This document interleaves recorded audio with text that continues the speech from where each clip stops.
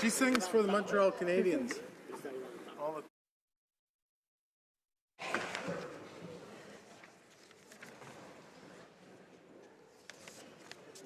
Statements by members. Déclaration des députés. L'honorable. The Honourable Member for Bécancour, Nicolet Sorel. Mr. Speaker, 30 years ago today, René Lévesque passed away, and he's universally recognized as a nation builder in Quebec. Everyone pays tribute to him because affection for him goes beyond party lines. He was a Democrat who convinced Quebecers that we could play a real important role in the world. He loved Quebec and Quebecers and believed that we constituted a great people. He loved the Gaspé and was a great defender of our rural regions. He was a cultured man, a bon vivant, and someone who loved life. He was a progressive man, both ahead of his time and down to earth. He was a proud man who made us proud of our culture, who made us proud to defend our culture, and even prouder to export it.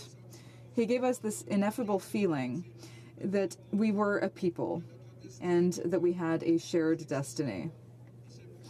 That's why we consider René Lévesque as the father of the Quebec nation. L'honorable député d'Ottawa. The Honourable Member for Ottawa-Vanier. Mr. Speaker, November is Diabetes Month, and November 14th is World Diabetes Day. This date was chosen because it was the anniversary of Dr. Banting, who made great progress in research on the subject and eventually discovered insulin. For this, he won the Nobel Prize for Medicine, the first Canadian to do so. In Canada, this disease affects around 3.4 million people of all ages. Historic investments of $30 million were announced this year by the Government of Canada and the Research Foundation for Juvenile Diabetes for specialized treatment. I'm very proud that groups like the Sandy Hill Community Health Centre and the Wabano Centre can now offer services that are better suited to those who suffer from this disease, thanks to this new contribution. I'd like to thank Health Canada for working to improve the quality of life of those who live with diabetes. Thank you very much. Honourable Member for Calgary Rocky Ridge. Mr. Speaker, this government has introduced a carbon tax, raised payroll taxes, proposed higher taxes on businesses, added an escalator tax clause to the beer tax, tried to tax employee discounts, cancelled children's arts and fitness credits, textbook and tuition credits, and public transit credits. They even denied disability tax credits to most type 1 diabetics. These higher taxes hurt Canadians and weaken the economy, but don't take my word for it, listen to my constituents. Shelley incorporated to get bonding and insurance and resents being called a tax cheat. Dennis said higher taxes will kill investment and prevent job creation. Bill's retirement is in his company and he doesn't get a pension, and the higher taxes will threaten years of planning and saving. Dr. Kim used her company to save for her maternity leave. John canceled a proposed Canadian expansion of his business and will go to the United States instead. So instead of spin and damage control, the government needs to apologize, listen to Canadians like these, and stop raising taxes. The Honourable Member for Surrey Centre. Mr. Speaker, I'm aghast at the brutal violence perpetuated by Myanmar's military against the country's Rohingya Muslim minority. Over the past few months, the region has witnessed villages burned to the ground, hundreds of thousands of defenseless men, women, and children driven from their homes, and physical and sexual assaults breathtaking in their cruelty and scale. At times like these, Mr. Speaker, when Canadians witness the suffering of our brothers and sisters abroad, our reaction defines who we are and what our nation values. As such, I am moved that the Government of Canada has chosen to match donations to registered charities such as the Canadian Red Cross Society and Islamic Relief Canada by establishing a Myanmar Crisis Relief Fund. This move confirms what I already knew in my heart to be true, that Canada is a country that cares, that we are generous people, and that we are ready and willing to fight against the evils of this world. Thank you, Mr. Speaker. The Honourable Member for Rimouski-Neja-Témiscouata-les-Basques. It was genocide. Mr. Speaker, these are the words of Rajnath Singh, India's Home Minister. Today and for the next 3 days, Sikh Canadians and human rights advocates will mark the 33rd anniversary of the 1984 Sikh genocide. Sikh men were burnt alive. Women were subject to unthinkable sexual violence, and children were murdered in gruesome fashion. Many, including former Indian Supreme Court Justice G.T. Nanavati, have pointed out that state resources were instrumental in these premeditated killings. I'm reminded that thousands of Canadians live with this pain as survivors and bearers of intergenerational trauma. Both the Delhi Assembly and the Ontario Legislature have recognized these atrocities as genocide. I stand in this place in hopes that someday soon the House of Commons and this government will do the same. The path to reconciliation will not be easy, but for the victims and survivors, today we remember. The honourable member for Coquitlam, Port Coquitlam. Thank you, Mr. Speaker. The third leading cause of death behind cancer and heart disease is patient safety incidents, with just under 28,000 deaths across Canada. This is equivalent to a patient safety event occurring in Canada every 13 minutes. Medication incidents are one of the leading causes of patient safety harm in healthcare. Most of these can be prevented. Patient safety is very important to this government.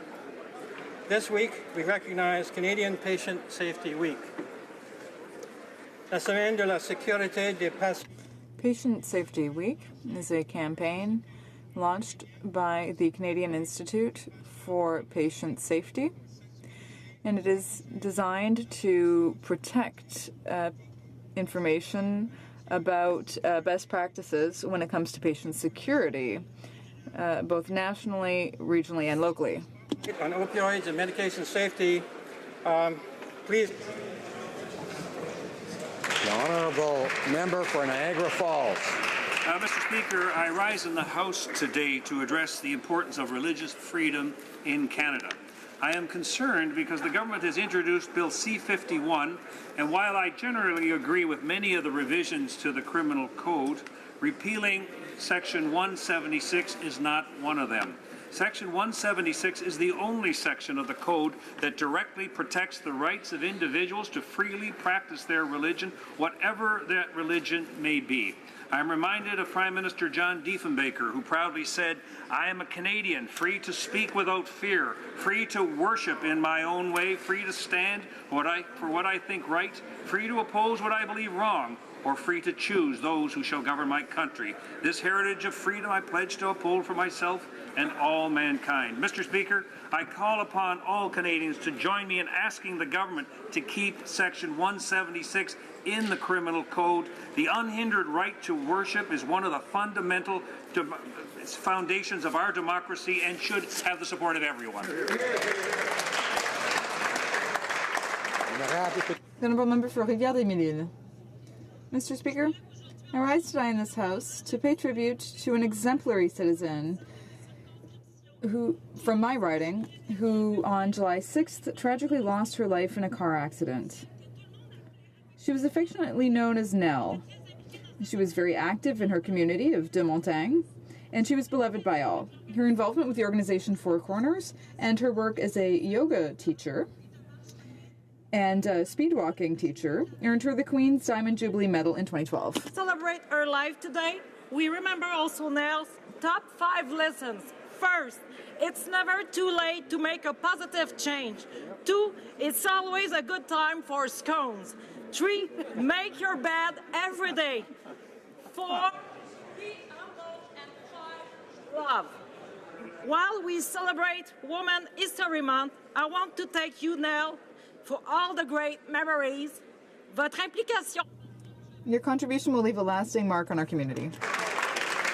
L'honorable député. The Honourable Member for Sackville-Preston-Chescook. Monsieur le Président. Thank you, Mr. Speaker. And fall has certainly arrived in Sackville-Preston-Chescook. To celebrate harvest time, the community members in Lower Sackville gathered at the Acadian Park Garden Festival on the weekend. There was a community barbecue, locally produced healthy snacks, and plant exchanges. But the cream of the crop was produce from the Sackville Community Food Garden. This was the first season ever for this garden, and families have been using it to grow their fruits and vegetables. all while contributing towards making a stronger, greener community for all. I want to thank the gardeners at the Sackville Community Food Garden and everyone across Sackville, Preston, Chesapeake who make our community stronger and healthier. Merci beaucoup, Monsieur le Président. Thank you very much, Mr. Speaker. The member for Niagara West. Thank you, Mr. Speaker. Last week, the WHO released its annual global tuberculosis report, and yet again, tuberculosis remains the world's deadliest infectious disease. TB is an ancient airborne virus that still claims almost 2 million lives every year.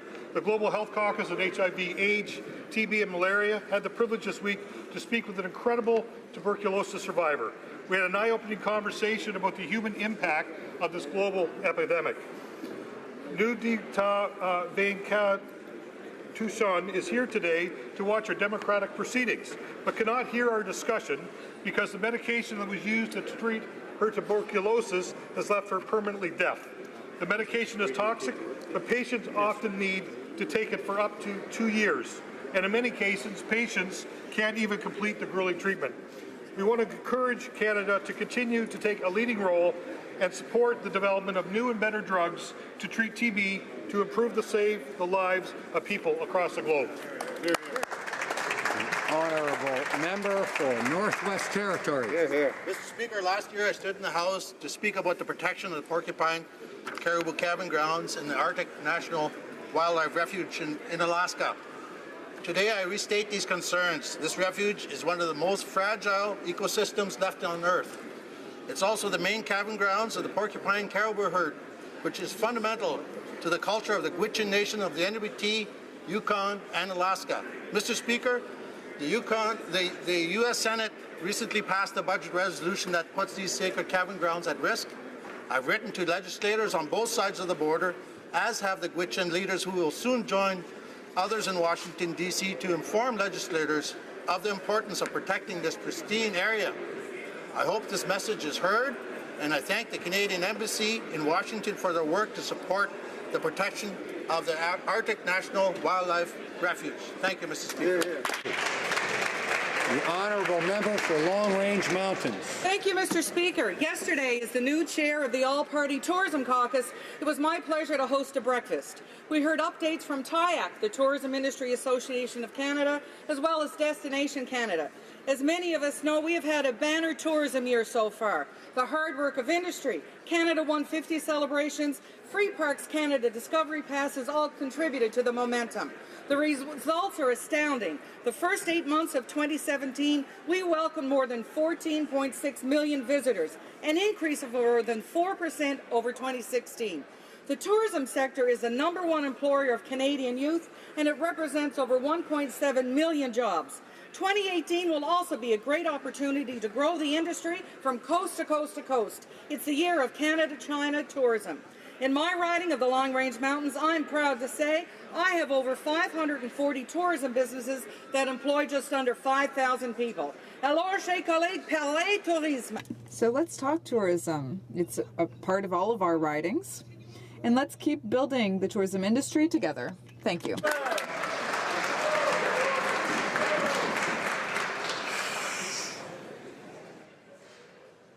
The honourable member for Selkirk, Interlake, Eastman.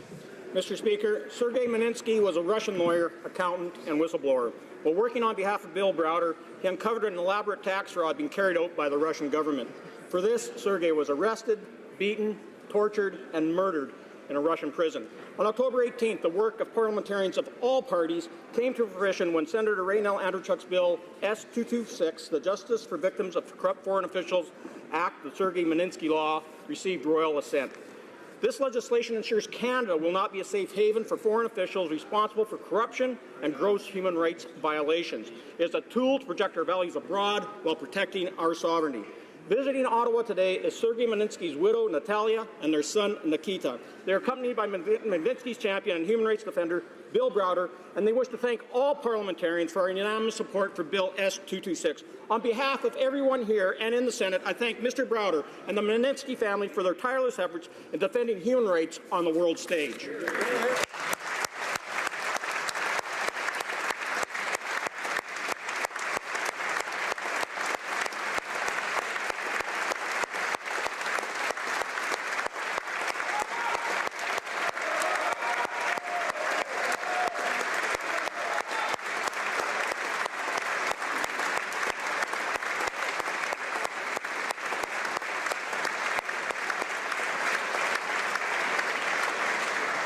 The Honourable Member for Sudbury. Thank you, Mr. Speaker. Today, November 1st, marks the beginning of Movember. This wears awareness for prostate cancer, testicular cancer, men's mental health, and suicide prevention. These are important issues for all of us, considering that 1 in 8 men will be diagnosed with prostate cancer in their lifetime. 1 out of 10 men will suffer from serious depression. That is over 24 men in this House of Commons alone. So what can we do? We need to talk, ask, listen, encourage action, and check in. Donc, j'invite. So I invite all my colleagues to participate in this campaign to raise awareness about men's health issues. Challenge you and all the male members of this House to grow a mo and save a bro. Thank you. The Honourable Member for Dishneti, Mississippi, Churchill River. Mr. Speaker, the Prime Minister says he is a feminist whose most important relationship is with Indigenous peoples, and yet he believes that the basic human rights of Indigenous peoples, particularly Indigenous women, are subject to consultation. 150 years of colonization has dismantled the family unit in Indigenous communities and stripped women from their traditional roles. We saw the Liberals voting down an amendment to Bill S3 that calls for the full and final removal of sex discrimination from the Indian Act. This government believes it has the right to decide who is status and who is not. It is unthinkable that the 2017 Basic Human Rights can be so easily dismissed. That is why our laws need to be in harmony with the UN Declaration of the Rights of Indigenous Peoples. The basic human rights of Indigenous peoples are not for negotiation. They are universal and must be treated as such. Honourable Member for Durham. Mr. Speaker, just last week the Foreign Affairs Committee was at the United Nations in New York City. New York is one of the world's great cities, with diversity, opportunity for all, and the unique combination of business, arts, and culture. It's the city that never sleeps and the city that never fails to impress. That's why the Conservative opposition and all Canadians were horrified by the attack yesterday, Mr. Speaker. Our hearts are with the families of the 8 people killed in that terror attack, and our prayers are with the families of 11 people injured in that senseless act of violence. Violence acted in the name of terrorism in a city that knows that only too well. Mr. Speaker, in 1961, President Kennedy in this place described the relationship between our two countries this way: geography has made us neighbor, but history has made us friends.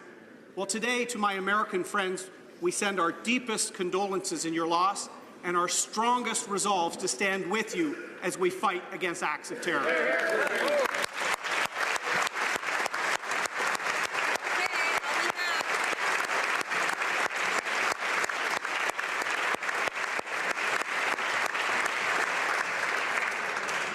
Honourable Member for Melpeck.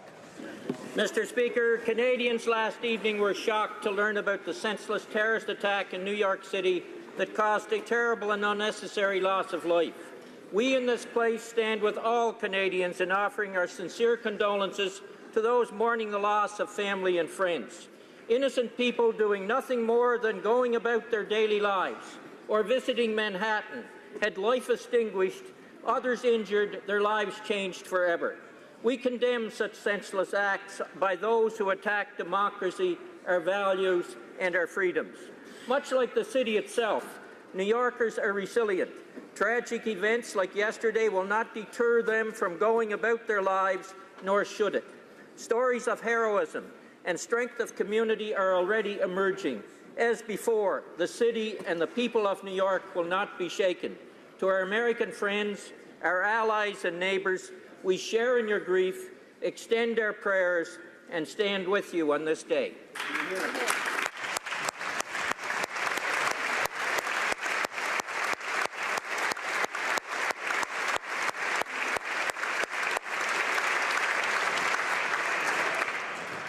Oral questions. Questions orales. The Honourable Leader of the Opposition.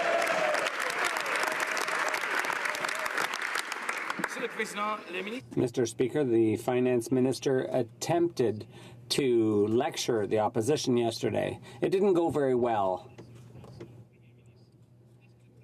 Could the Prime Minister tell Canadians why it's acceptable to control personal assets in a family business when that same minister is legislating in the realm of pensions, the Right Honourable Prime Minister.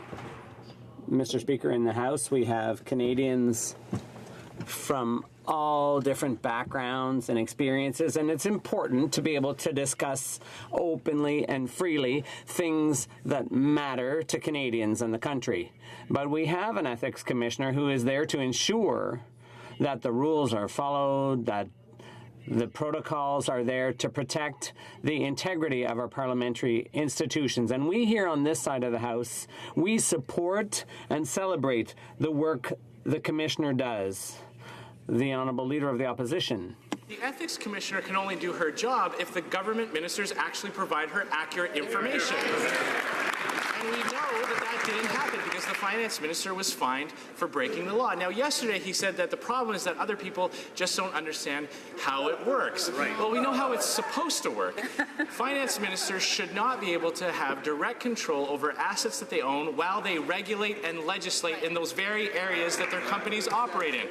So a very simple question for the Prime Minister. When was he made aware that the finance minister still owns shares in Morneau Chapelle? Right Honourable Prime Minister. Again, Mr. Speaker, the members of this House of Commons rely on the excellent work done by the Commissioner to ensure that all the rules are followed, that all the safeguards are in place to uphold the highest level of trust that Canadians have given to each of the 338 members who sit in this House. The personal and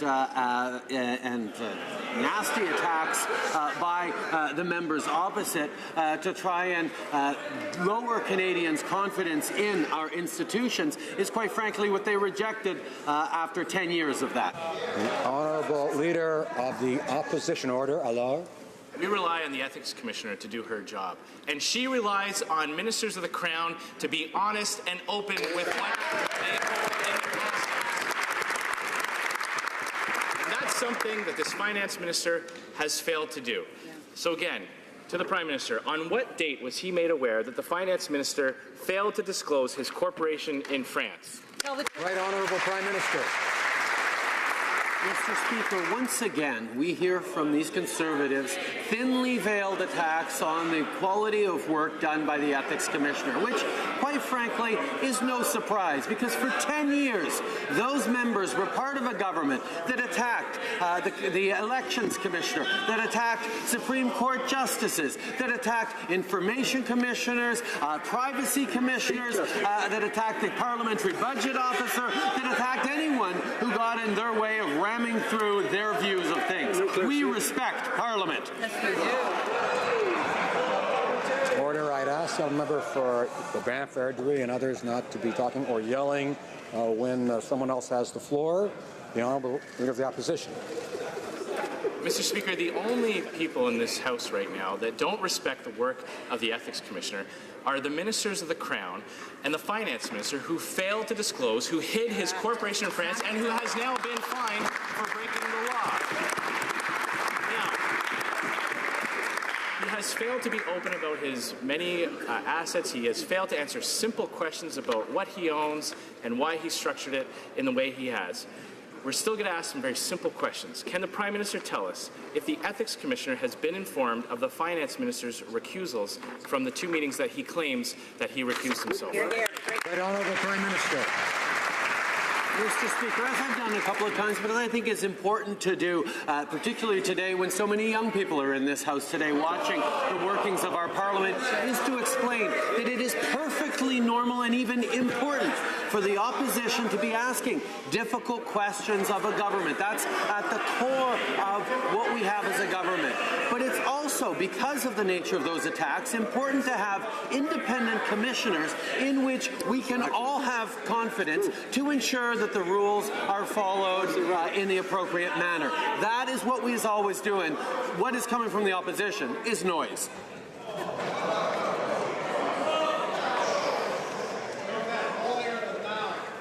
The Honourable Leader of the Opposition. Mr. Speaker, the Prime Minister insists that the Finance Minister was not in a conflict of interest, but we now know that's false. But the question still remains around Bill C-27, which could directly benefit the Finance Minister's family business. So, can the Prime Minister tell us whether the Finance Minister consulted the Ethics Commissioner before tabling Bill C-27 in the House, the Right Honourable Prime Minister? Mr. Speaker, as everyone in this Parliament knows, when you get elected, you work with the Ethics Commissioner to ensure that you're following the rules and principles. The Finance Minister offered to go above and beyond what the Ethics Commissioner advised because he knew how important it was, and we do too, to keep the confidence of voters. So we will continue to work with the Ethics Commissioner and with all commissioners here in Parliament to make sure that we respect and defend the institutions in this place. The Honourable Member for Rimouski, Nejet-Témiscouata, Basque. Commissioner, but here's the thing. She can't block those loopholes. The government could and choose to block efforts to do so. The Prime Minister might think otherwise, but Canadians' trust have been betrayed by the Finance Minister's ethical failings. Someone once said, and I quote, "The Prime Minister needs to show leadership and take responsibility for the actions of the people he appointed and hired." Who said that, you might ask? This very Prime Minister during the Duffy scandal. Clearly, the Prime Minister does not understand what a conflict of interest is. Does he also need help understanding leadership and responsibility? The Right Honourable Prime Minister. Mr. Speaker, this government has always chosen to look to raise the bar on openness and transparency, has continually worked and respected with the commissioners, whether it be the Ethics Commissioner, the Information Commissioner, the Privacy Commissioner. That's part of what Canadians asked us to do when they chose us as government 2 years ago, after 10 years of a government that had completely disrespected the institutions that protect our democracy. That is what we continue to focus on, while we focus on the concerns and the issues that matter to Canadians. The Honourable Member for Rimouski, Nejet-Témiscouata, Basque. I'd like to remind the Prime Minister that during the Senate expenses scandal in 2013, the current Prime Minister tweeted, quote, "Conservatives' lack of ethics equals Canadians' confidence in Parliament shaken. Time to hashtag raise the bar on accountability," end quote. After their own scandals around fundraising, the Prime Minister's vacation on the Aga Khan's private island, and the Finance Minister's involvement in C-27, does the Prime Minister still believe he has hashtag raised the bar on accountability? The Right Honourable Prime Minister. Yes, Mr. Speaker. We continue to demonstrate our openness and transparency, and that's what Canadians asked us to do 2 years ago. We will continue to show an open, accountable government directly to Canadians, and like I do every Wednesday, I answer all the questions.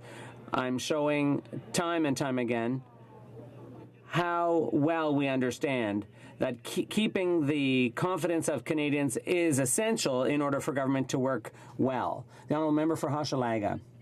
It's hard to believe, but barely 4 years ago, this Prime Minister was quick to criticize the Conservative government over ethical shortcomings like the Senate scandal. We all know the Liberals love using hashtag real change and raise the bar, but we're not so sure that they really mean it. Could the Prime Minister do the right thing and actually raise the bar on accountability? The Right Honourable Prime Minister. Mr. Speaker, we will continue to do so. In 2013, the Liberal Party was the one that showed openness and proactive disclosure. I admit it was a surprise. The Conservatives immediately supported it, but the NDP didn't want to climb on the proactive disclosure bandwagon, and now we understand their approach to ethics. The Honourable Member for Hochelaga. Mr. Speaker, the Prime Minister once said, and I quote, "Canadians ask for open and honest government. Instead, they have been saddled with secrecy, cynicism, and rampant ethical scandals." He was talking about the Duffy scandal, But I understand your confusion, Mr. Speaker. He could have said the exact same thing about his own government. So when exactly does the Prime Minister think his sunny ways are going to come and clean up this government's secrecy, cynicism, and scandals? Right Honourable Prime Minister. Mr. Speaker, we in the Liberal Party and in this government have always believed that sunshine is the best disinfectant. That's why we have moved forward on openness and transparency in ways that, yes, perhaps open us to a few more attacks from the members opposite, but ultimately create the confidence that Canadians must have in their democratic institutions. Sir, order, order. I have to wonder if some folks had too much sugar last night. The Right Honourable Prime Minister has the floor. Order. Order. We will continue to take very seriously the trust that Canadians placed in us by remaining open, transparent, and accountable to the opposition and to Canadians. The Honourable Member for Richmond, Arthabaska. Mr. Speaker, for 3 weeks now, the Prime Minister's been saying his Finance Minister was not in a conflict of interest. He said so even yesterday, all throughout question period. Now that the Ethics Commissioner has sanctioned him for these conflicts of interest, the conclusion is crystal clear. We know the Prime Minister was aware. So the question is simple. When did the Prime Minister know his minister had broken the law and was in a conflict of interest? The Right Honourable Prime Minister. Mr. Speaker, as I've often said, the Finance Minister worked with the Ethics Commissioner to make sure that everything was by the book. And he even went above and beyond what the Commissioner asked him to do initially. If the members opposite want to talk numbers, I have some numbers for them. 20,060 children in Richmond, Arthabaska received an average of $540 per family with the child benefit. That's what the Finance Minister's done. We're making a difference for them and for everyone. The Honourable Member for Richmond, Arthabaska. Mr. Speaker, I look forward to the Prime Minister learning to answer simple questions. The Ethics Commissioner has confirmed that the Finance Minister broke the law and that he even paid the fine for it. This clearly shows the Prime Minister already knew about the Commissioner's decision yesterday. Try as the Prime Minister might to deny it all, the reality won't change at all. His minister broke the law. Is the Prime Minister telling Canadians his Finance Minister is above the law? Can he tell that to Canadians, Mr. Speaker? The Right Honourable Prime Minister. Once again, Mr. Speaker, we understand that the opposition has to ask tough questions and even launch unfounded accusations to try to keep the government on its toes. That's understandable. That's our democratic system. But you also have to remember that we have commissioners like the Ethics and Conflict of Interest Commissioner to make sure that everyone's following the rules, that our institutions and rules are being followed, and that we go above simple partisanship, as the opposition is demonstrating, and that we can continue to show our confidence in the Commissioner, and Canadians can have confidence in us. Mr. Speaker, ironically, I think this is the only time that the Prime Minister isn't trying to make something about himself. For 2 years, the Finance Minister led Canadians to believe that his assets were in a blind trust, and that was untrue. For 2 years, the Finance Minister has led the House to believe that he complied with the rules of the Ethics Commissioner, also untrue. The minister has been fined. The minister broke the law. Is this the higher standard that the Prime Minister says he's holding his ministers to? When will the Prime Minister tell us when he knew that the minister had broken the law? Right Honourable Prime Minister. Mr. Speaker, the member opposite is right. This House shouldn't be about any individual one of us. It should be about the impact we have on Canadians. And let me talk to you about Canadians. Let me talk to you about young people in Milton, Mr. Speaker. Let me talk to you about the 25,630 children in Milton who are receiving an average of $520 per family because of the Canada Child Benefit. This is money, Mr. Speaker, that we can give them because, unlike the Conservatives, we believe in helping those who need it. Order. The honourable member for Milton. Thank you very much, Mr. Speaker. Well, Mr. Speaker, the Prime Minister indicated earlier that we're just throwing noise at him. Well, I speak on behalf of the parents of those 25,630 children, and they want to know exactly what is going on with the Finance Minister and his breaking the law.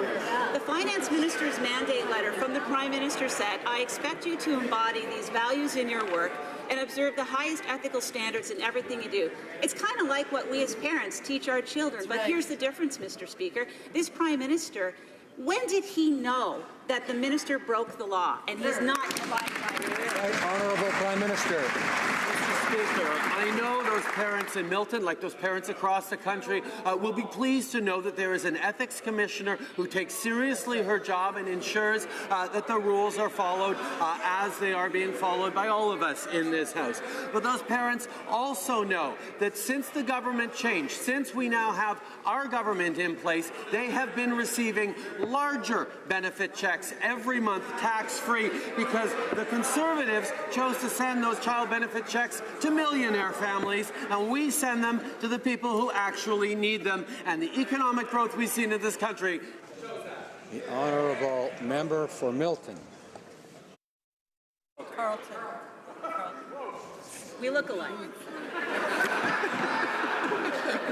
Well, Mr. Speaker, the Prime Minister is sending the child care benefits to one millionaire himself. But earlier today, he said that sunshine is the greatest disinfectant. Yet, the Finance Minister's myriad of numbered companies are shrouded in darkness. We don't know what other conflicts he has hidden among the assets in those numbered companies. So will the Prime Minister agree to tell the Finance Minister to throw open the shutters and let in the sunshine so that we can see what's inside those companies? Right, Honourable Prime Minister. Mr. Speaker, I can see from the member opposite that they're not. They have actually had a difficult time with this concept for 10 years. This member opposite was part of the most secretive, opaque, untrusting and untrustworthy government that Canada has ever seen. The level of openness and transparency we have shown, the level of respect we have offered the Commissioners of Parliament, the Elections Canada Commissioner, Justices of the Supreme Court, that they never showed is part of why Canadians have trusted us to deliver the kind of growth that 10 years of Conservatives never could. Order, please. Order. I'm sure the honourable member for Foothills has a fabulous voice, but I encourage you to sing perhaps at a different time. The honourable member for Carleton. Thank you very much, Mr. Speaker. The Prime Minister has gone so far as to suggest that somehow it would be disrespectful to the Ethics Commissioner if the Finance Minister were to tell us what he's hiding in his numbered companies. Mr. Speaker, I wonder if the Prime Minister can tell us, did the Ethics Commissioner ban the Finance Minister from sharing with Canadians what assets he holds in those numbered companies? Right, Honourable Prime Minister. Mr. Speaker, the member opposite wants to talk about numbers, and I know he's wondering just how many young people in Carleton have been receiving the Canada Child Benefit. Well, I can tell him it's been 16,200 kids in his riding that are receiving an average of $430 per family a month to help with the high costs of raising families, of buying new clothes, of after-school activities. These are the things that are making a difference for the families in his riding that we've increased because, unlike their government, we don't help them. Order. Alors, l'honorable. The honourable member for Jonquière. The NDP and unions have sounded the alarm on Bill C-27, which gives priority to wealthy business cronies over the interests of workers and retirees. The risk associated with pensions will be shifted from employers onto workers. Today, my colleague will present a motion to withdraw the bill and do the right thing. The Prime Minister loves to say he's working for the middle class. So is he going to work for our workers and retirees and scrap Bill C-27? The Right Honourable Prime Minister. Mr. Speaker, we're very proud of what we've accomplished for our workers and retirees. For workers, we've lowered taxes for the middle class and increased them for the wealthiest 1%. We're currently lowering taxes for small business so that they can hire more workers.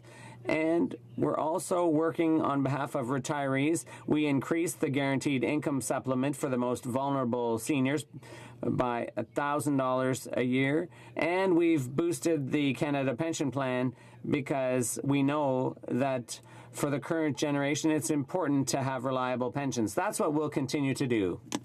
Thank you, Mr. Speaker. Maybe you can answer this question since you didn't answer the others. Mr. Speaker, how can the Prime Minister say his government is working for the middle class when they have put forward a bill with the sole intent of shifting the risk of pension plans from the employer to the employee? Mr. Speaker, that's not working for the middle class. That's working for the wealthy and well-connected. And the fact that the Prime Minister is still considering going forward with this bill, which will have huge impacts on middle-class workers, proves that he is completely disconnected from the middle class. So, simple question.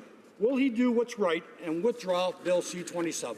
Right Honourable Prime Minister.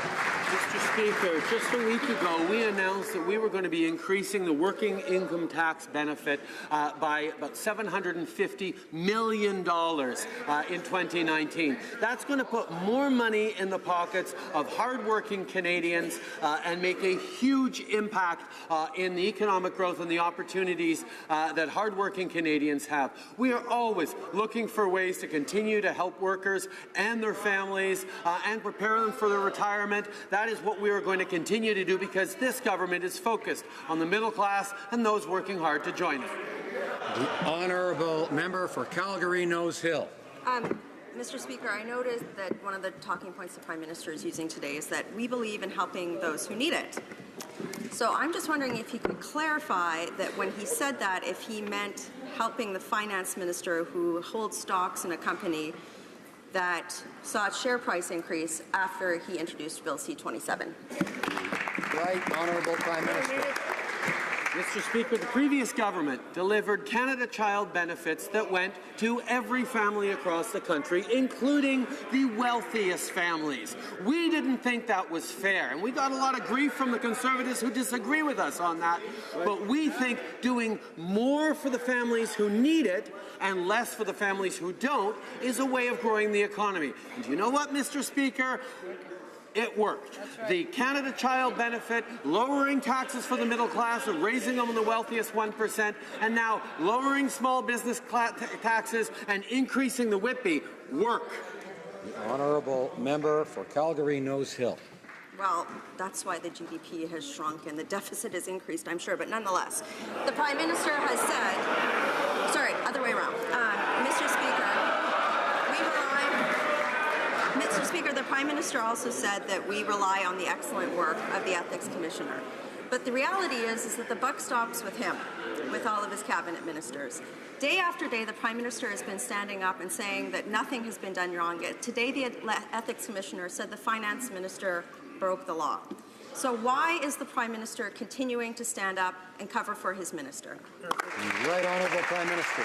On the contrary, Mr. Speaker, day after day I stand up and defend the Ethics Commissioner and talk about the fact that everyone in this House works with her and respects the work and the advice that she gives. That is one of the foundations of the functionings of this place, that despite the back and forth we do have someone independent of partisanship who actually ensures that the rules are followed, and when mistakes are made, they are rectified. That is the role of the Ethics Commissioner, and that's exactly what I have been standing up time and time again and trying to explain to the members opposite. The Honourable Member for Barrie-Innisfil. Well, Mr. Speaker, there you have it. Rather than raising the bar on the ethics of Liberal cabinet ministers as the Prime Minister mandated in his letters, the Finance Minister, with the Prime Minister's help, has lowered it. Right. The Ethics Commissioner has now confirmed that the Finance Minister broke the law and was fined. The Minister broke the law and the Prime Minister turns a blind eye to it. Yes. Mr. Speaker, since there's so many young people here today, I'd like to ask the Prime Minister one simple question. Is breaking the law now the new normal for the Prime Minister of Canada and his cabinet ministers? The right honourable Prime Minister.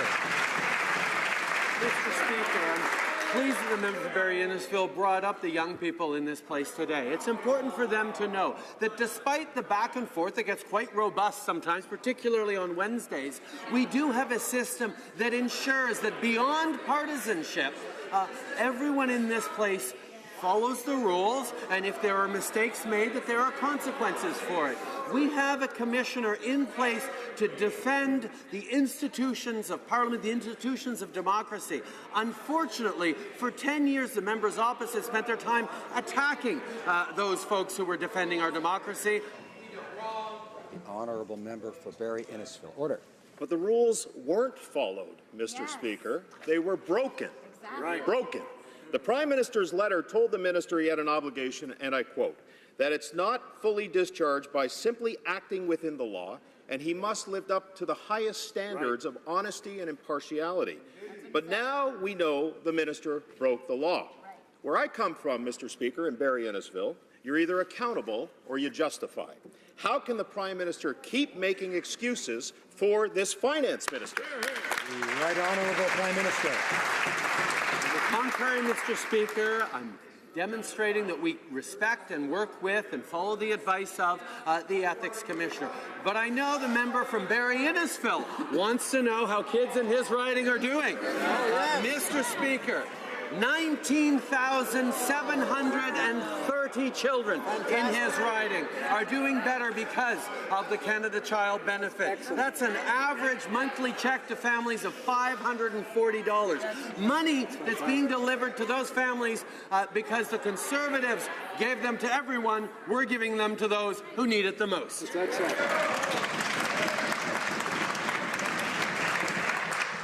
right.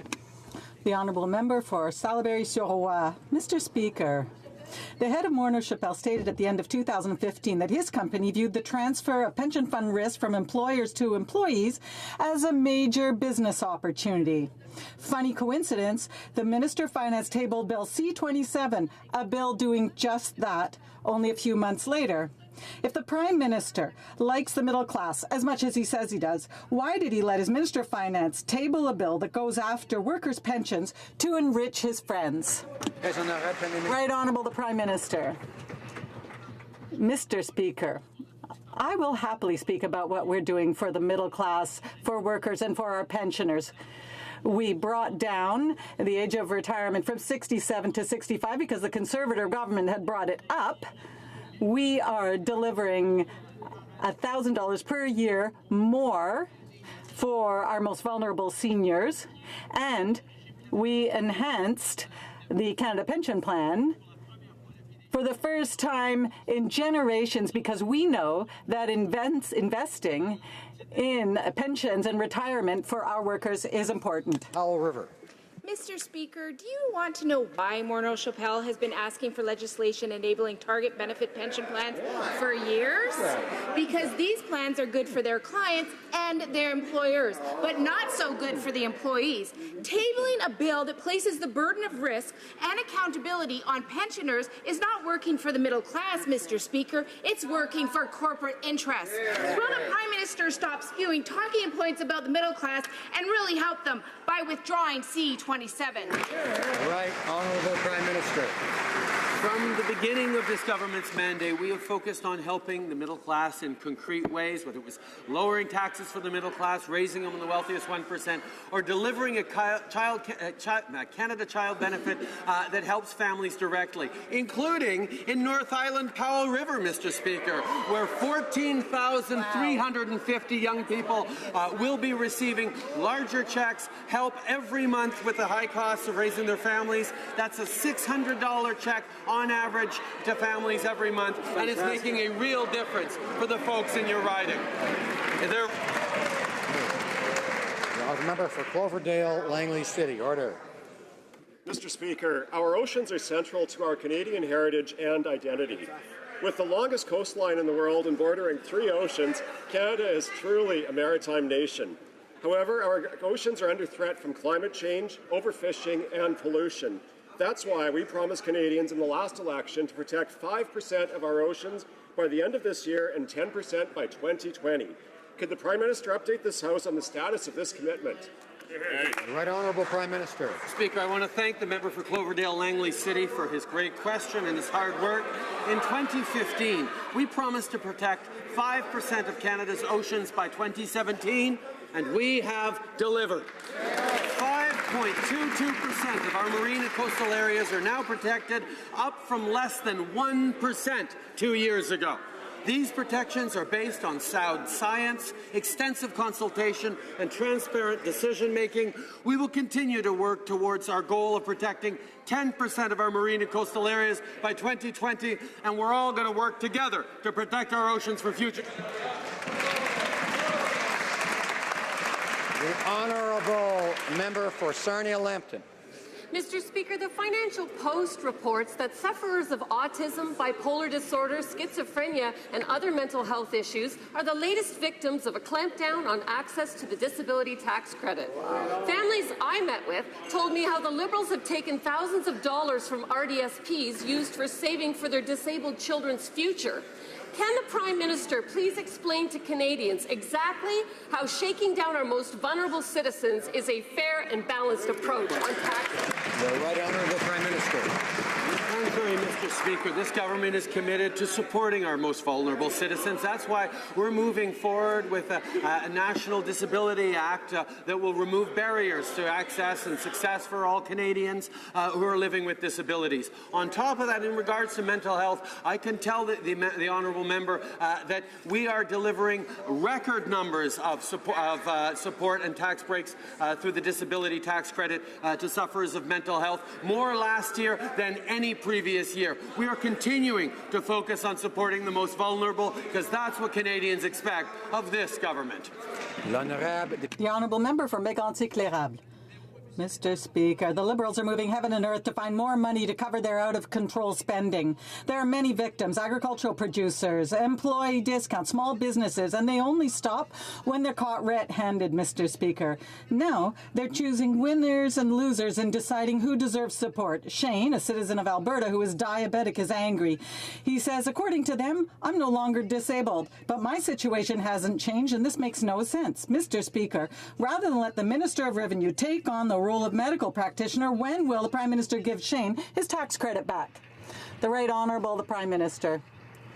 Mr. Speaker, we are always trying to make sure that anyone who qualifies for benefits gets them. It's very important to note that many Canadians live in difficult circumstances, and that's why our government has always taken a compassionate approach to assist those who need it, to help families who need assistance. And the member for Mégantic-L'Érable will be very happy to learn that in his riding, 14,890 young people are receiving the Canada Child Benefit, which makes a true difference in their communities. Honourable Member for Barrie, Springwater, Oro-Medonte. Thank you, Mr. Speaker. Certainly it's unimaginable that any government could be so heartless as to take away from people suffering diabetes the benefits that they have just to save a few bucks.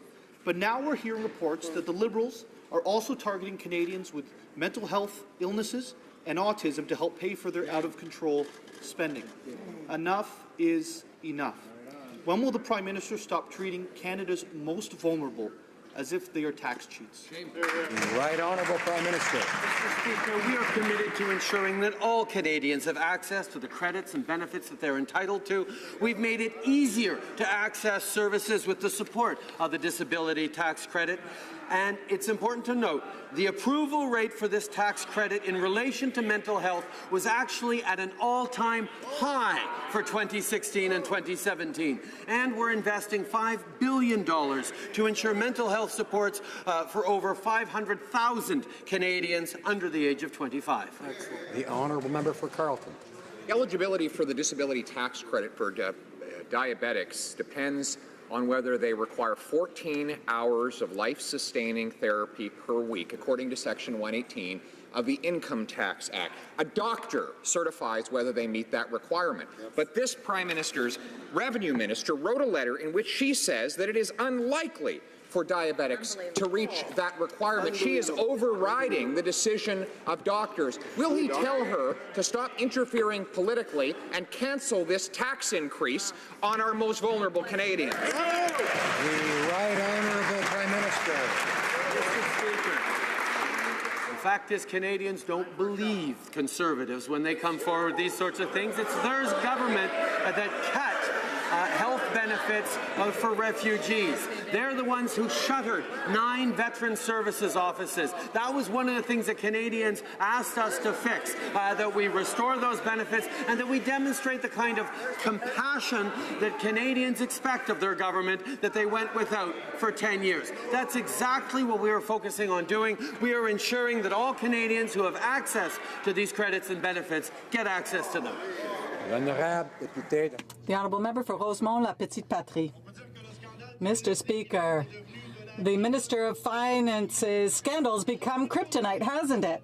He tabled a rotten bill, Bill C-27, that has been increasing the values of the shares in his company, Morneau Chappelle, caught red-handed because he benefited while being in a conflict of interest. He has admitted his guilt and said he'll pay everything back. Is that how things are done in the wonderful world of millionaires? Mr. Speaker, if you're in trouble, you simply take out your checkbook and you buy your piece back with $5 million and make it all go away? Perhaps the Minister of Finance is living on a different planet, and if he's living on the same planet, he should withdraw Bill C-27. The Right Honourable Prime Minister.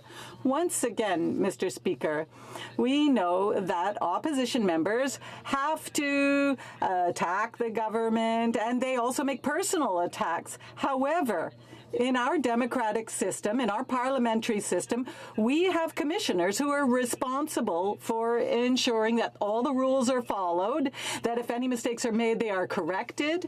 That is something Canadians trust in, and that is something all parliamentarians can trust. It's the very basis of our political system. For Timmins, James Bay.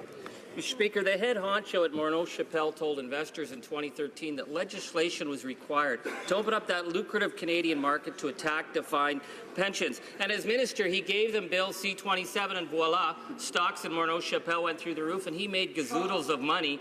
And now he's been found guilty of, what, a $200 fine? The Prime Minister calls that raising the bar. That's more like an open bar for Morneau Chappelle. Meanwhile, Canadian pensioners remain at the mercy of that privatized pension king of Bay Street. So to the Prime Minister, will he withdraw Bill C-27 and put his minister in his place? The Right Honourable Prime Minister. Mr. Speaker, in regards to our seniors, it is this Minister of Finance who negotiated a historic strengthening of the Canada Pension Plan within his first months of being in office. This is a minister who increased the guaranteed income supplement for our most vulnerable seniors by close to $1,000. This is the minister who ensured that retirement age would decrease from 67 to 65 for all Canadians, because that was the right thing to do. We have been focused on supporting our seniors, supporting our pensioners, and on this side of the aisle, we always will. The Honourable Member for Wellington, Halton Hills. Mr. Speaker, the Liberals just introduced their budget bill, which joins Canada to the Asian Infrastructure Investment Bank. So the government is going to transfer up to $500 million into this bank for infrastructure outside of Canada, while at the same time the PBO reports that the government is behind on infrastructure spending within Canada. So why is the government spending money on infrastructure projects halfway across the world when they're behind on fixing our worn-out bridges, roads, and highways right here at home? Honourable Prime Minister. Mr. Speaker, unlike the member opposite, our party ran on a platform of investing in our communities, of putting forward record amounts of infrastructure investments. Order. Order. I know it's Wednesday. Members are really happy to be here, I know, and excited and want to all get in on the action, but we have to wait our turn. And the Honourable Prime Minister has the floor. Order. We chose to invest in our communities, to invest in infrastructure, in bridges, in roads, in public transit systems, in wastewater systems that our municipalities, that our provinces needed, that our citizens needed. We are going to continue to do that. We're going to continue to do that in the right way to continue to benefit the growing of the economy and support for the middle class and those working hard to join it.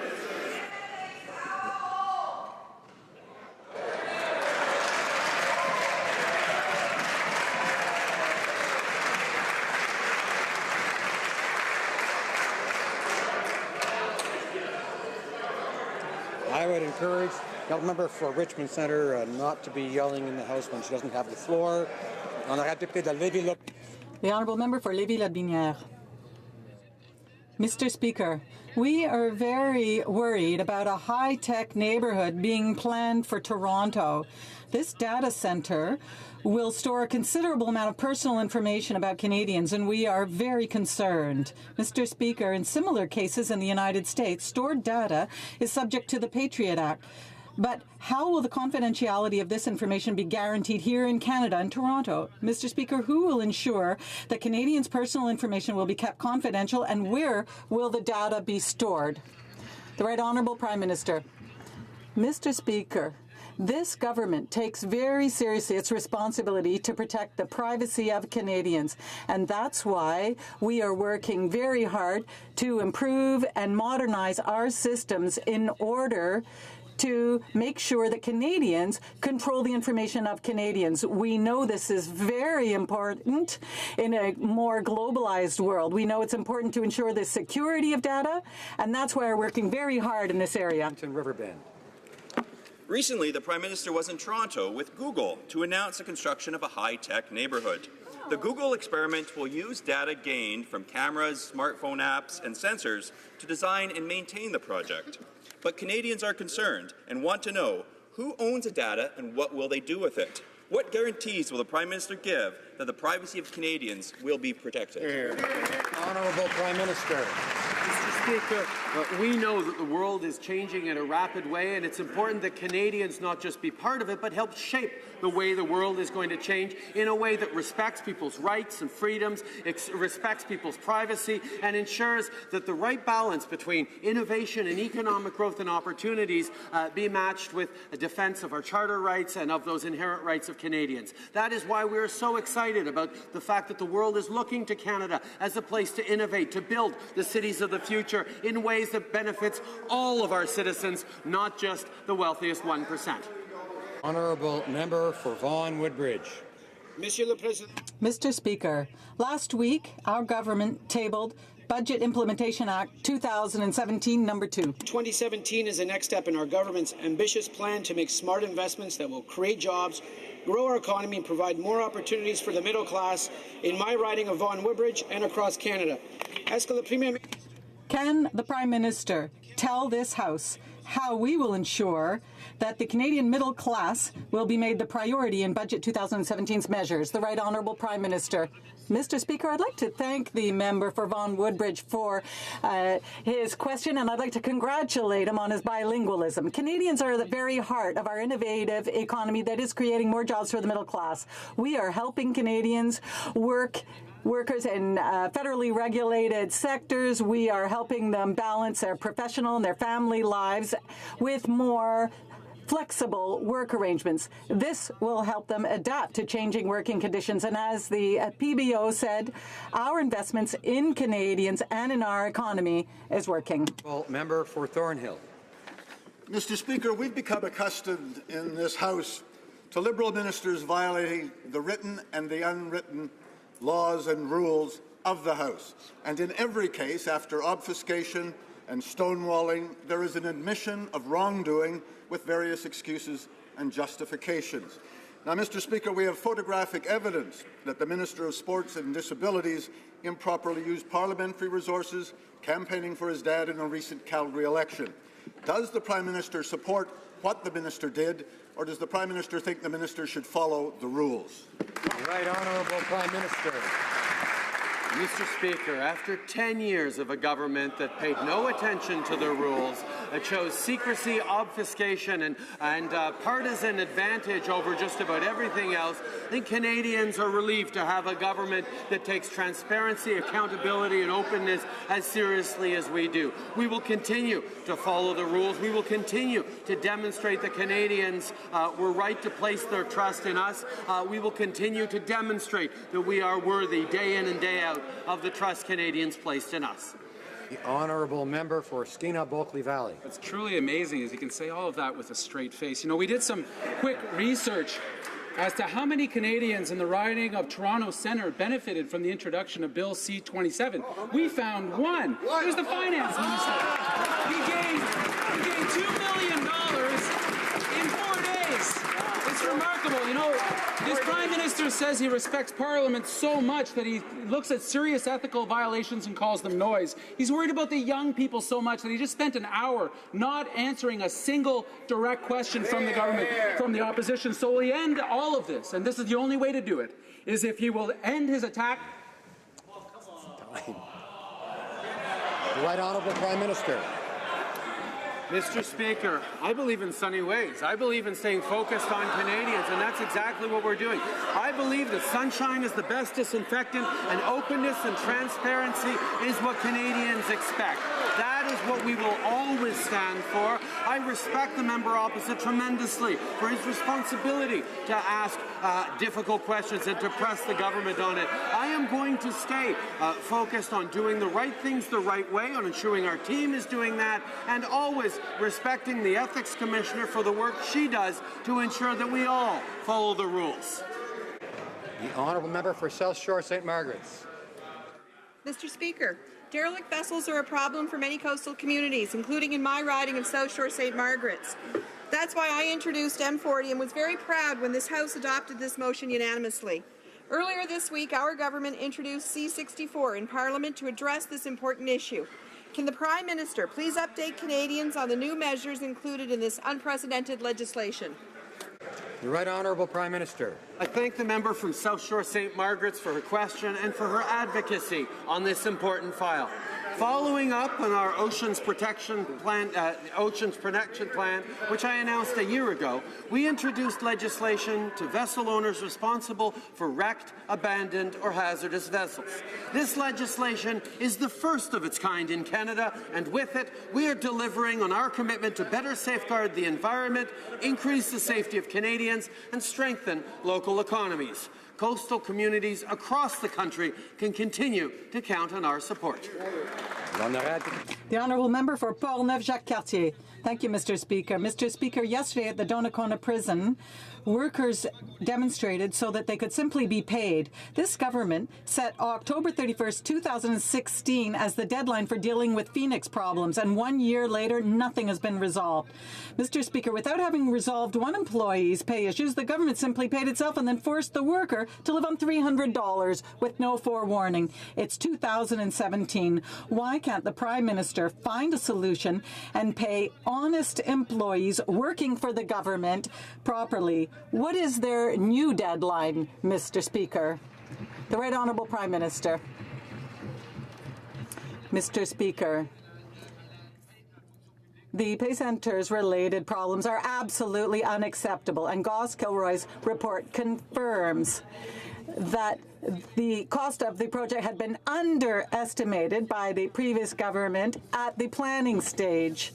Our priority is the same now. We want to ensure that civil servants are paid on time and correctly. We are working across the government in 4 different sectors: governance, improving processes, working on capacity and partnerships, and we will continue to work on that. Thank you, Mr. Speaker. My question is for the Prime Minister. Well, during my riding, many constituents expressed concerns about Nunavut's low standard of living. Currently, we are heavily dependent on federal transfers. However, access to own source revenues would go a long way in improving the standard. The recent moratorium on oil and gas, although beneficial for the Arctic environment, also removes this potential own source revenue. My question is, how will the Prime Minister work with the new territorial government to improve our standard of living and achieve a stable and self-sustaining economy in Nunavut? Thank you, Mr. Speaker. Honourable Prime Minister. Mr. Speaker, I thank the member from Nunavut for his question. We believe in real collaboration to support families, to build sustainable communities, and to create robust economies. We're committed to working with the newly elected officials of Nunavut on a new Arctic policy framework which will replace the outdated Northern strategy. We will continue to support the people of Nunavut in their decision-making over resource development and conservation that affects their communities, culture, and well-being. We are putting Northerners in the driver's seat to drive their economy now and into the future. I would like to draw to the attention of members the presence in the gallery of the Honourable Reza Moridi, Minister of Research, Innovation and Science for the province of Ontario.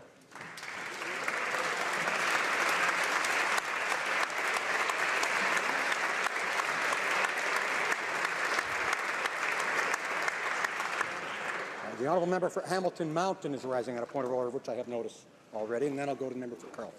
Thank you, Mr. Speaker. I rise today to ask for unanimous consent for the following motion: that notwithstanding any standing order or usual practice of the House, the order for second reading and reference to the Standing Committee of Finance of Bill C-27, an act to amend the Pensions Benefit and Standards Act 1985, be discharged and the bill withdrawn from the order paper.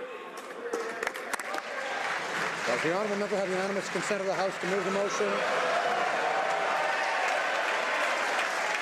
There is no unanimous consent. The honourable member for Carleton is rising on a point of order arising from question period.